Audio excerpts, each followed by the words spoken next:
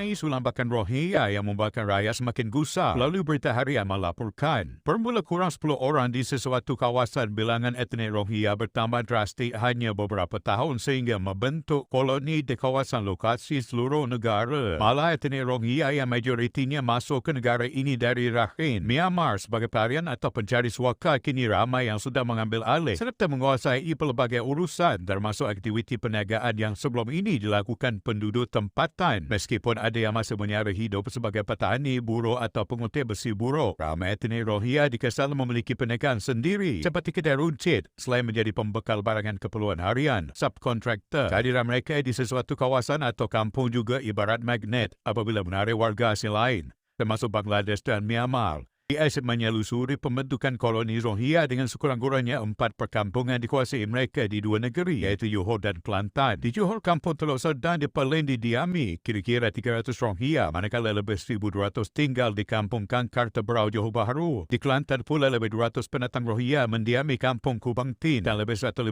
di kampung Melo Lama. Selain membuka dan melebarkan perniagaan, rata-rata penduduk mengakui bimbang pertambahan warga asing ini mencetuskan pelbagai masalah dari segi sosial serta risiko di kampung Teluk Serdang dan kampung Kangkar Teberau. Koloni Rohingya bukan hanya menyaksikan pertambahan mendadak etnik itu, malah bilangan mereka melebihi penduduk asal. Di kampung Kubang Tin dan kampung Melo Lama, bilangan mereka melebihi 300 orang berbanding kurang 10 kira-kira sedekah lalu. Ketua kampung Teluk Serdang, Azman Mudin mengakui hanya 15 hingga 20 etnik Rohingya menyewa di kampung itu pada 2008. Namun selepas 16 tahun bertambah sehingga melebihi 300 orang, sedangkan penduduk asal hanya 200 orang. Mula-mula mereka menyewa dalam kelompok kecil bersama keluarga dan selepas melihat penduduk tempatan tidak kisah, lebih ramai menyusul dan akhirnya wujud koloni. Rata-rata mereka menyara hidup dengan mengambil upah memotong rumput, mengumpul besi buruk dan barangan terpakai. Namun ada yang membuka kedai di kawasan penempatan mereka. Selain menjadi subkontraktor termasuk diberikan kerja memotong rumput di kawasan tertentu daripada kontraktor berdaftar. Katanya, beliau mengakui sikap penduduk turut menyumbang masalah itu apabila ada yang menyewakan lesen perniagaan bagi membolehkan etnik Rohingya membuka kedai, malah menjadi pengedar bekalan makanan terutama sayur di pasar dan barangan bersubsidi. Ada pula benarkan Rohingya guna nama untuk beli kenderaan selain sewa rumah kepada komuniti itu. Katanya, tinjauan di kampung Teluk Serdang telah mendapati rumah etnik Rohingya dibina terlalu hampir dan amat berisiko terutama jika kebakaran. Malah penempatan mereka turut dilengkapi madrasah, kedai runcit dan bengkel yang dimiliki dan diusahakan sendiri komuniti itu. Keadaan persekitaran pula terlalu kotor dengan longkang dan sungai berhampiran dijadikan tong sampah menyebabkan suasana kurang menyenangkan. Perkara sama di kampung Kangkar Teberau dengan pasir sampah, barangan terpakai seperti peralatan elektrik dan elektronik telah melusur dibiarkan di pekarangan rumah. Penduduk Muhammad Saifuddin Muhammad Nasir 36 tahun berkata sudah banyak kali penduduk menegur supaya menjaga kebersihan, namun mereka pura-pura tidak memahami bahasa Melayu. Di Jalan Nyor hanya ada 2 kediaman warga tempatan manakala lebih 20 lagi diduduki Rohingya. Seolah-olah penduduk pula menjadi pendatang. Bagaimana mereka mampu guna kenderaan walaupun tiada lesen memandu? Malah ada yang memasang logo jatah negeri pada kenderaan seolah-olah kebal dari undang-undang. Katanya, pengurusi Masjid Kampung Kangkar Teberau Abdul Razak Tarmizi turut gusar apabila kampung itu seolah menjadi transit Rohingya dari seluruh negara sehingga ada yang menetap di situ secara kekal. Kami tidak tahu apa mereka buat di sini dan hanya nampak keluar masuk dengan kerap. Ada penduduk syak kumpulan tertentu Rohingya jalankan aktiviti tidak dibenarkan termasuk judi dalam talian atau jadikan kampung sarang pendana yang berikutan kekerapan Rohingya dari luar keluar masuk hampir setiap hari. Katanya memohon pihak berkuasa campur tangan. Abdul Razak berkata jawatan kuasa kampung pernah mengadakan perbincangan namun etnik Rohingya mengambil sikap berhasil dan tidak mahu mendedahkan siapa ketua mereka menyebabkan urusan itu buntu. Lebih dikesali Wakil Suruhanjaya Tinggi Pertubuhan Bangsa-Bangsa Bersatu bagi Pelarian UNSCR pernah ke kampung ini untuk bertemu golongan Rohingya namun tidak memalamkan untuk bertemu jawatan kuasa penduduk. Penduduk masih bersabar dan mengambil sikap tunggu dan lihat. Namun saya risau jika pihak berkuasa tidak mengambil tindakan. Insiden tidak diingini mungkin berlaku dan berisiko mengancam kehidupan penduduk. Katanya, di Kelantan pula majoriti lebih 300 etnik Rohingya yang menetap di kampung Kubang Tin dan kampung Melo Lama mempunyai kereta dan motosikal. Malah terdapat surau khas untuk anak komuniti itu mengaji. Tinjauan juga mendapati selain kedai runcit terdapat kedai makan diusahakan Rohingya dan premis berkenaan menjadi lokasi mereka berkumpul. Mereka beli kenderaan secara tunai selain membayar sejumlah wang kepada penduduk bagi mengguna pakai nama. Katanya, sedia panduan kawal kebanjiran pelarian, satu garis panduan dan mekanisme dalam mengawal kebanjiran pelarian etnik Rohingya di negara ini perlu dirangka. Ahli Parlimen Pulai Suhaizan kaya. Berkata panduan itu amat penting berikutan lambakan golongan itu yang mewujudkan koloni termasuk di mara raya ini sehingga menimbulkan masalah sosial dan ekonomi. Katanya koloni Rohingya yang membanjiri Lembah Klang, Selangor, Negeri Sembilan dan kini Johor perlu menjadi isyarat kecemasan kepada kerajaan untuk mewujudkan garis panduan serta mekanisme mengawal kemasukan tarian berkenaan sekaligus menyelia koloni mereka. Saya mendapat aduan penduduk Parlimen Pulai bahawa kampung Teluk Serdang, Perlin dan kampung Skudai Kiri kini mulai dibanjiri etnik Rohingya. Malah ada di sesetengah tempat mereka melebihi penduduk. Penduduk tidak tenteram apabila etnik Rohingya bukan sahaja tidak menghormati undang-undang, malah ada bersikap biadab kerana mereka lebih ramai. Oleh itu saya akan bawakan isu ini serta gesaan supaya dibuat garis panduan serta mekanisme mengawal pelarian etnik Rohingya ini ke Dewan Rakyat bulan depan. Serta pada mesyuarat tindakan daerah MTD Iskandar Puteri minggu depan, katanya. Suhaizan yang juga naik pengerusi Parti Amanah Negara Amanah Johor berkata, penduduk juga menyuarakan kebimbangan dengan keselamatan mereka susulan kebanyakan etnik Rohingya memiliki kenderaan dan memandu tanpa lesen. Saya difahamkan lesen memandu Suruhanjaya Tinggi Bangsa-Bangsa Bersatu mengenai pelarian UNSCR yang digunakan oleh pemegang kad UNSCR tidak sah digunakan untuk memandu. Ada juga jenis kenderaan motor di Malaysia, katanya.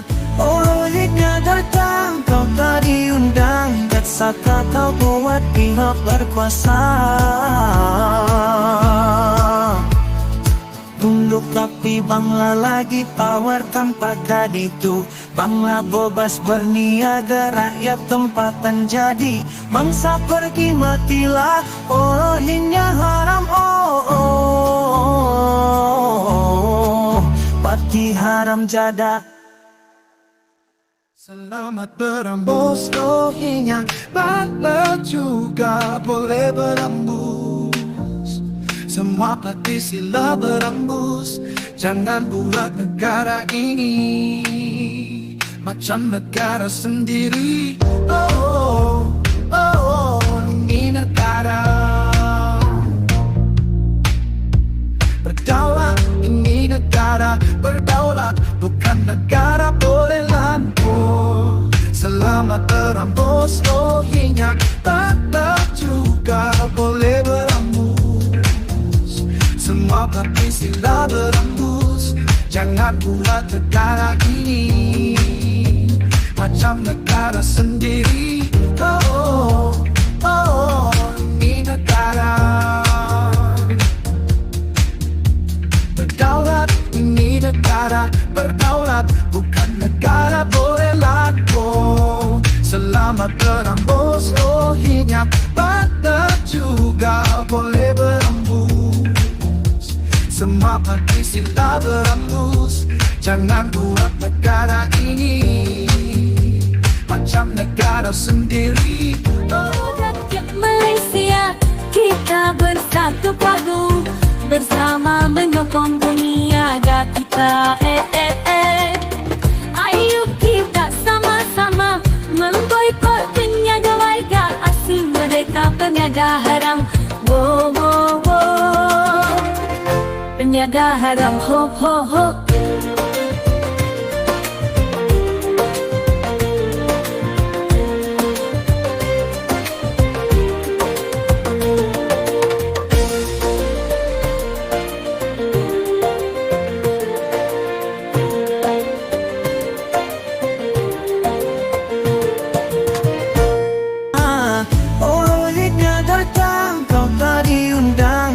Kata kau buat pihak berkuasa.